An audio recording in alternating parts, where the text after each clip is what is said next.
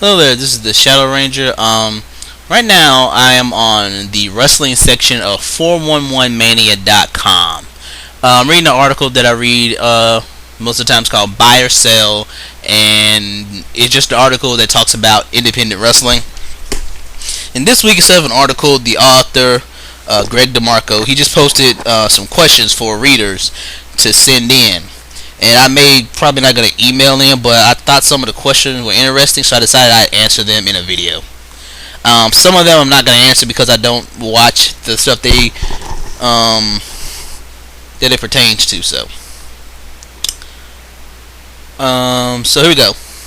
It's just asking, what do you think? And I'll put the link to the page in the description box so you can all go check out what the questions are. And if you want to respond to them too, you go ahead and let me know, and I'll watch your response. Alright, so the first question is your thoughts. Within 12 months, Ring of Honor won't be an independent promotion. It will be considered a mainstream promotion, basically, is the question.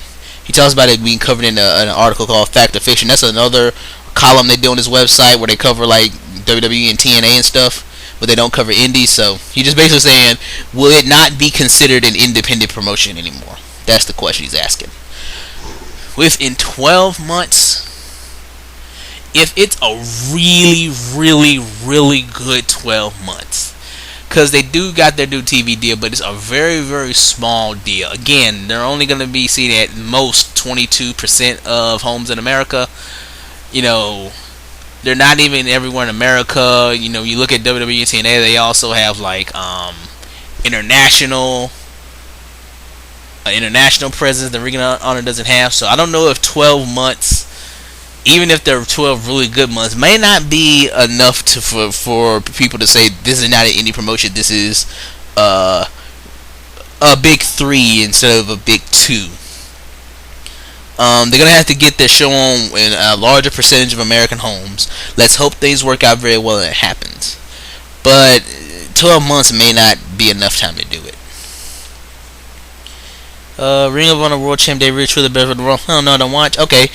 The Kings of Wrestling would be better off going to TNA than WWE. I'm gonna agree with that statement. Yeah, they would, because I don't think WWE is really gonna start bringing back tag teams.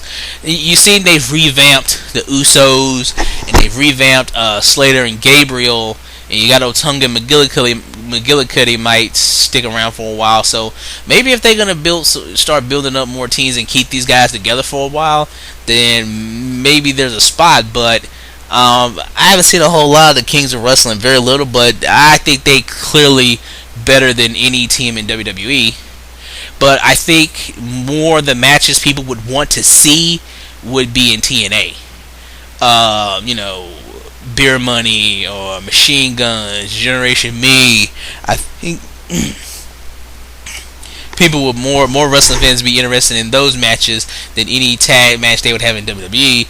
Plus, I really don't have confidence that WWE is really going to start putting more focus on tag team wrestling.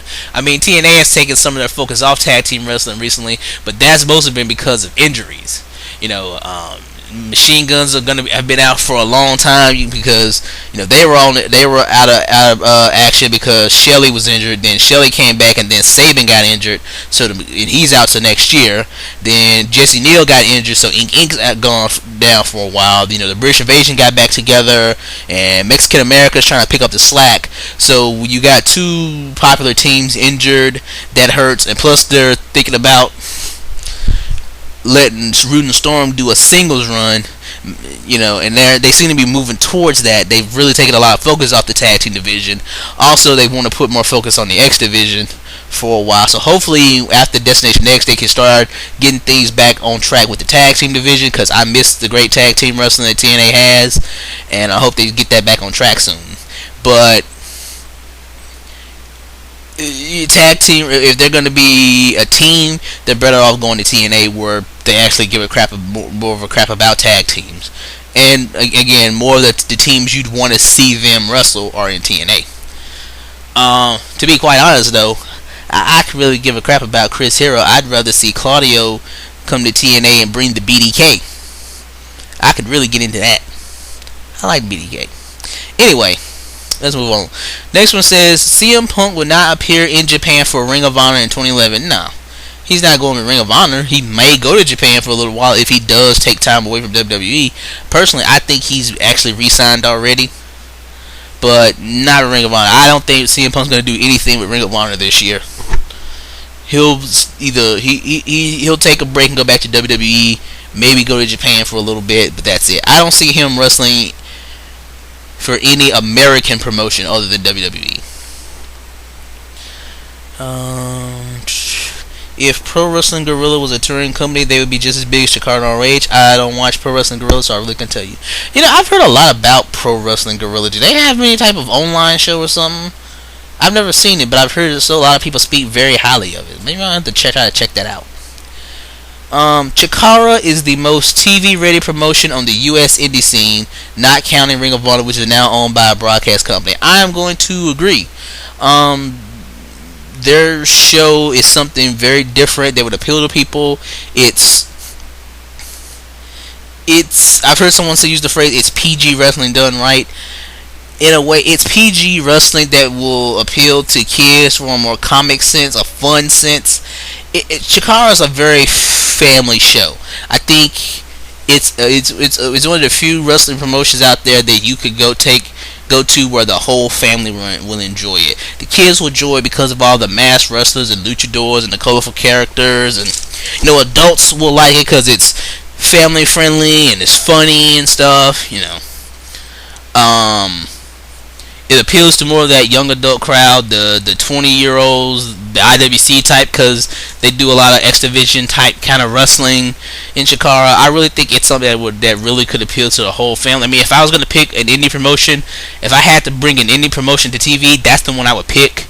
You put that on, like a net channel like G4, I think it would do very well.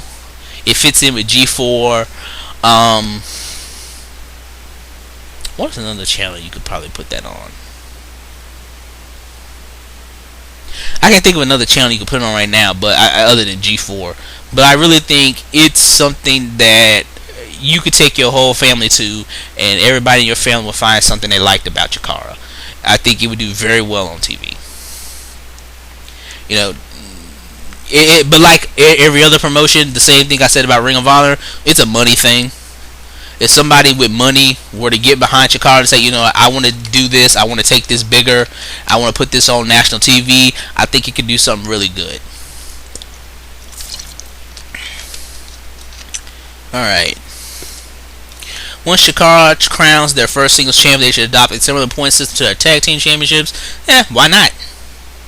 Those of you who know how it works is, in order to challenge for the Chikara tag titles, a tag team has to win 3 matches in a row. If you win 2 matches and lose your next match, you got to start over. So only after you've won 3 tag matches in a row can you challenge for the titles. That's kind of the gist of it.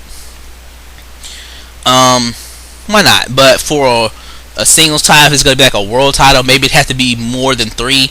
Maybe like 5 wins in a row before you can challenge for it.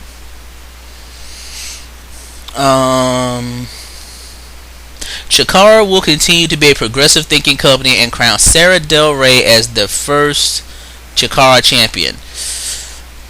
Gonna have to say no on this one.